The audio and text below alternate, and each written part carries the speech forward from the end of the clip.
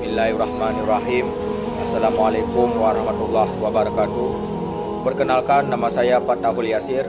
Saya mahasiswa Ilmu Politik dari Universitas Syekh Kuala Banda Aceh. Di sini saya ingin menuntaskan salah satu tugas final dari mata kuliah Studi Kawasan Konflik kelas 01. Di sini saya mengambil konflik di Indonesia, yaitu di Provinsi Aceh, yang dimana sesama kita ketahui bahwa salah satu konflik di Aceh yang sangat dikenal adalah konflik GAM atau Gerakan Aceh Merdeka. Jadi di sini saya ingin menjelaskan latar belakang terjadinya konflik GAM, dan nantinya juga ada penjelasan mengenai dengan pemetaan konflik ini.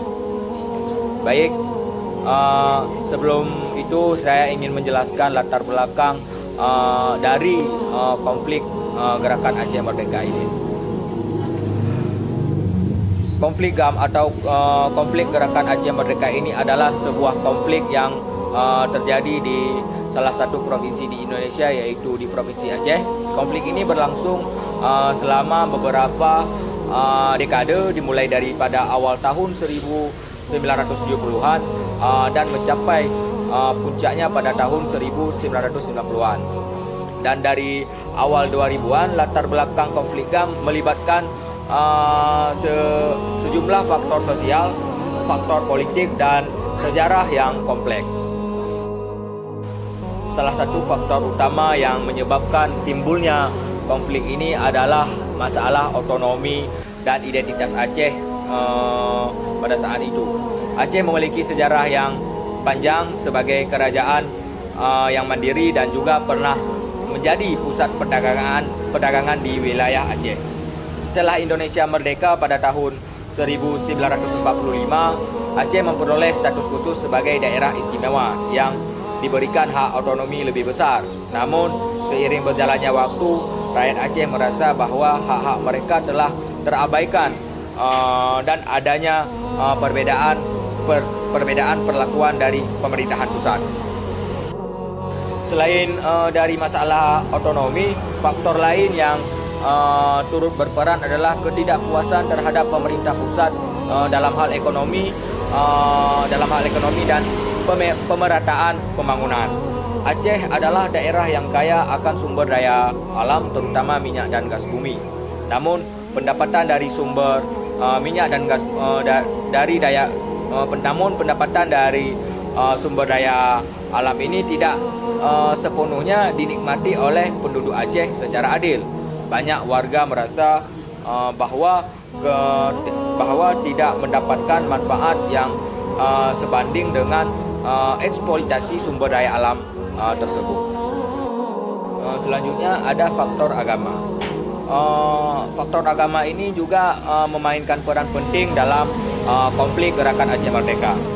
Aceh merupakan daerah yang mayoritas penduduknya beragama Islam dan memiliki tradisi keagamaan yang kuat.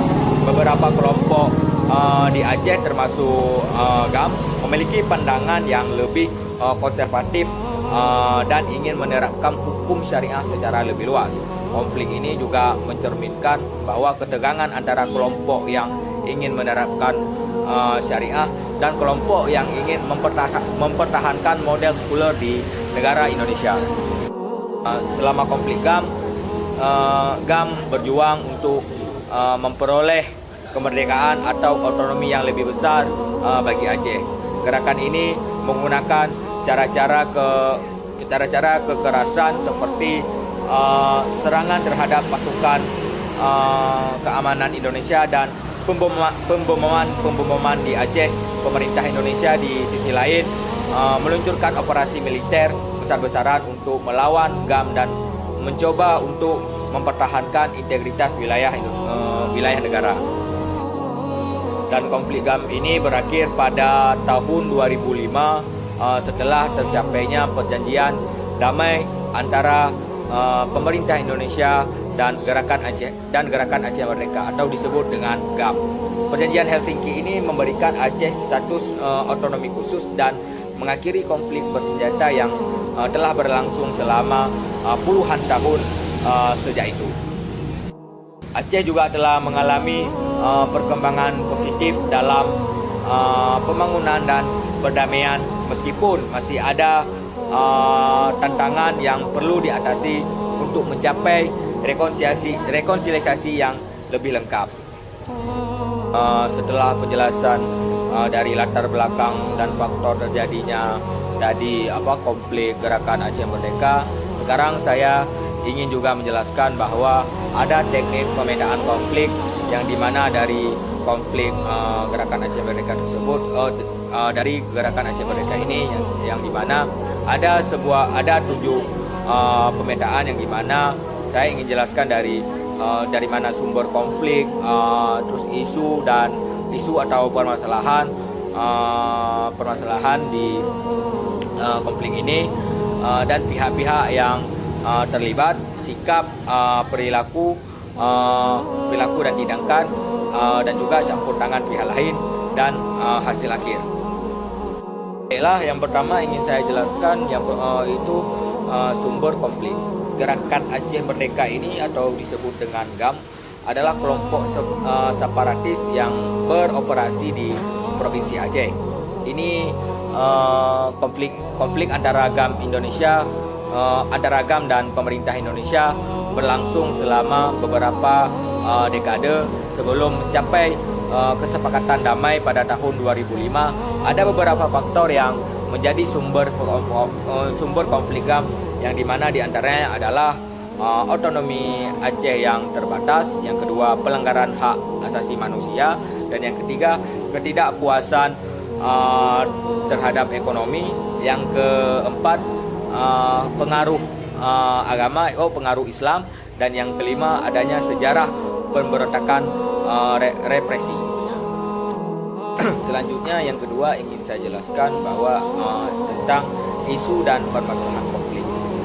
Gerakan Aceh Merdeka atau disebut dengan GAM dengan pemerintahan Indonesia mencakup berbagai isu yang menjadi sumber ketegangan, yang dimana terdapat perbedaan pendapat antara pihak GAM dan pihak pemerintahan Indonesia. Beberapa isu yang menjadi faktor utama dalam konflik GAM adalah yang pertama itu tentang otonomi dan kemerdekaan, yang kedua penggunaan kekuatan militer, yang ketiga berbagai sumber daya, dan yang keempat identitas dan budaya, dan yang kelima sejarah dan trauma yang terjadi.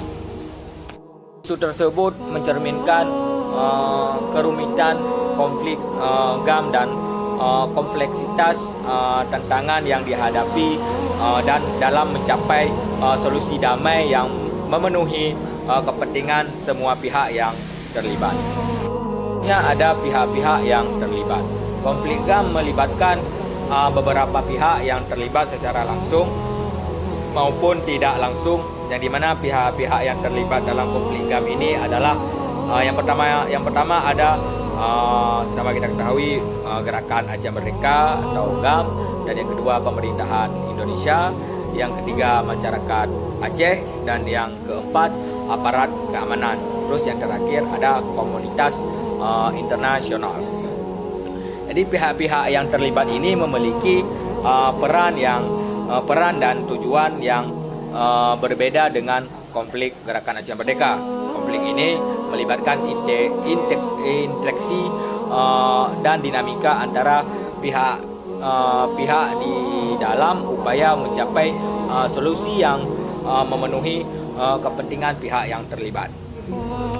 Terus yang keempat adanya sikap. Selama konflik GAM terdapat sikap-sikap yang berkonflik antara pihak-pihak yang terlibat.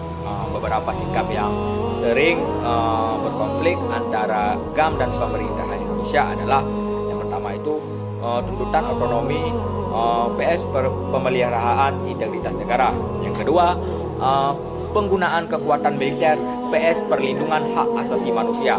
Terus yang ketiga, pembagian sumber daya PS keadilan ekonomi. Yang keempat, identitas PS kesatuan nasional. Terus yang kelima, sejarah dan trauma PS kebutuhan rekonsiliasi. Jadi sikap-sikap ini yang saya jelaskan tadi di atas yang lima itu ini mencerminkan perbedaan yang di dalamnya antara GAM dan pemerintahan Indonesia, serta tantangan-tantangan yang dihadapi dalam mencapai resolusi damai dan rekonsiliasi yang memenuhi kepentingan semua pihak yang terlibat. Selanjutnya ada yang kelima, yaitu perilaku atau tindakan. Dalam konflik GAM terdapat berbagai aspek tindakan sosial yang dilakukan oleh pihak-pihak yang terlibat. Di sini akan saya jelaskan pihak-pihak yang terlibat itu aspek tindakan sosial yang mungkin muncul dari pihak yang dimana yang pertama aksi militer, yang kedua perlawanan dan serangan, yang ketiga aksi protes dan demonstrasi, dan yang keempat kampanye politik dan diplomasi, dan yang terakhir yang kelima bantuan keamanan dan pelayanan sosial. Aspek tindakan sosial ini dalam konflik GAM mencerminkan bahwa dinamika perjuangan politik, pertempuran militer, serta upaya diplomatika dan kemanusiaan yang terjadi antara pihak-pihak yang terlibat. Pemetaannya yang keenam itu campur tangan pihak lain. Jadi selama konflik GAM ini terjadi campur tangan pihak lain yang mencoba mempengaruhi atau berperan dalam penyelesaian konflik tersebut, yang dimana pihak-pihak itu adalah yang pertama itu mediator internasional, dan yang kedua bantuan pembangunan, dan yang ketiga pemberian bantuan atau dukungan politik, yang keempat penyediaan ruang dialog, dan yang kelima pengawasan HAM dan pemantauan. Jadi campur tangan pihak lain adalah pihak lain di dalam konflik GAM ini bertujuan untuk membantu mencapai solusi damai, memperkuat pembangunan, dan melindungi hak asasi manusia. Namun campur tangan ini dapat memunculkan kompleksitas dan tantangan dalam mencapai kesepakatan yang memuaskan bagi semua pihak yang terlibat. Terus yang ketujuh, adanya hasil akhir dari penjelasannya tadi. Di sini saya ingin menjelaskan hasil akhir dari hasil akhirnya dari konflik GAM Gerakan Aceh Merdeka ini telah mencapai penyelesaian politik dan perdamaian antara pemerintah Indonesia dengan Gerakan Aceh Merdeka. Yang pertama itu adanya perjanjian Helsinki. Sesama kita ketahui bahwa pada tanggal 15 Agustus 2005 pemerintah Indonesia dan Gerakan Aceh Merdeka mencapai kesepakatan damai dalam perjanjian Helsinki yang ditengahi oleh pemerintah Finlandia. Terus yang kedua adanya pemilihan gubernur Aceh. Jadi sebagai bagian dari perjanjian Helsinki, pemilihan gubernur Aceh yang baru diadakan pada tanggal 11 Desember 2016. Ini merupakan langkah penting dalam mengimplementasi otonomi yang lebih besar. Jadi yang ketiga itu pembentukan pemerintah otonom, yang dimana setelah pemilihan gubernur tadi pemerintah otonom yang lebih luas dibentuk di Aceh. Jadi pemerintah otonom ini memiliki kewenangan yang lebih besar dalam mengatur urusan internal Aceh, termasuk keuangan, pendidikan, dan peradilan. Terus yang keempat, demobilisasi dan disarmamen. Jadi yang sebagai bagian dari proses perdamaian, GAM setuju untuk melaksanakan demobilisasi dan disarmamen, yang dimana para anggota GAM menyerahkan senjata mereka kepada pemerintah Indonesia dan bergabung dalam proses reintegrasi sosial dan ekonomi. Yang kelima itu reintegrasi dan rehabilitasi. Jadi program program ini dilakukan untuk membantu mantan anggota GAM dan mantan pejuang kembali ke masyarakat. Ini termasuk juga pelatihan keterampilan, pemberian bantuan keuangan dan dukungan sosial dari psikologi. Terus yang keenam, rekonstruksi dan pembangunan. Jadi setelah berakhirnya konflik, Aceh mengalami upaya rekonstruksi dan pembangunan yang intensif. Jadi bantuan internasional ini diberikan untuk memulihkan infrastruktur yang rusak, yang dimana membangun kembali ekonomi dan memperkuat sektor kesehatan, pendidikan, dan sosial. Yang ketujuh, perdamaian rekonsiliasi. Hasil akhir dari konflik GAM ini adalah menciptakan situasi damai Aceh. Langkah-langkah rekonsiliasi ini di peningkatan kerukunan antara kelompok etnis dan agama dilakukan untuk memperkuat perdamaian yang telah terjadi.